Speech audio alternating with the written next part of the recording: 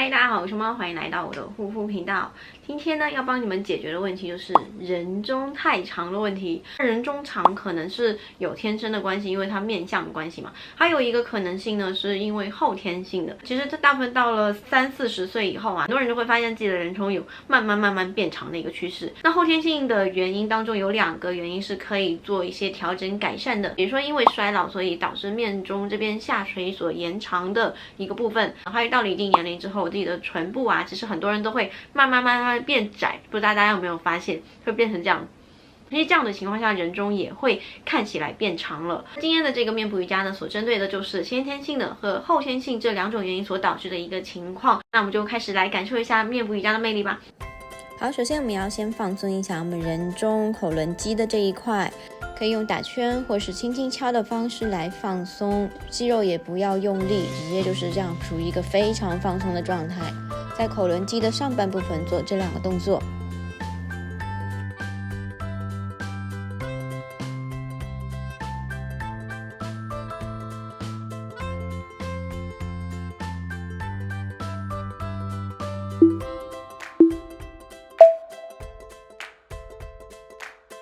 接着在下巴周围涂抹一些精油，我们可以涂抹均匀一点，用食指扣住颧骨下方进行抖动，越酸越有用哦，所以要用力一点。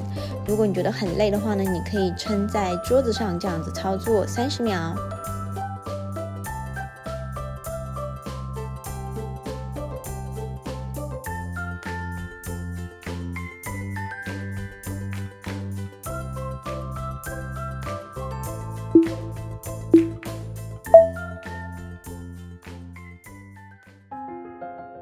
好，一只手扶住脸颊，另一只手呢用无名指和中指做排水肿的动作，另外一只手可以稍微辅助一下，把水排出去。同时扶住颧骨的手呢，也可以防止法令纹加深哦。好，排出去之后，从内到外到耳朵的旁边，然后到耳朵后面，从脖子的侧边往下排。可以看到做过的这一面其实成果很明显哦。好，另一边也是托住面中，用另外2只手指排淋巴，可以渐渐的辅助一下把淋巴排出去的感觉。手指可以不用太用力，但是可以慢慢去感受一下有水从这边被排出来的感觉。如果觉得比较严重的话呢，可以多做几下哦。好，我们双手一起把老废水排到耳朵旁边，往下排。好，接下来要做一个唇部肌肉的锻炼动作，我们一起做一个 O 的形状，并且有点凸出来的感觉，然后中间呢不要并拢哦。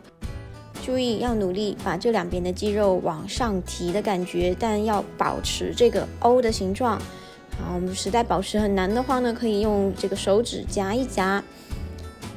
好，努力，对，要有这个意识，一直要往上提的感觉，并且中间呢是空的。那我们就这样保持1分钟哦。如果你觉得很累的话呢，你可以减少一点时间，20秒、30秒开始都是可以的。最重要的就是姿势要标准，然后呢要有意识的往上拉的那种感觉。从中间呢，你也可以用自己的手来辅助，来感受一下这个力量是不是有往上，尽量的去保持动作的标准哦。现在这1分钟内呢，是用鼻子呼吸，不是用嘴巴呼吸哦。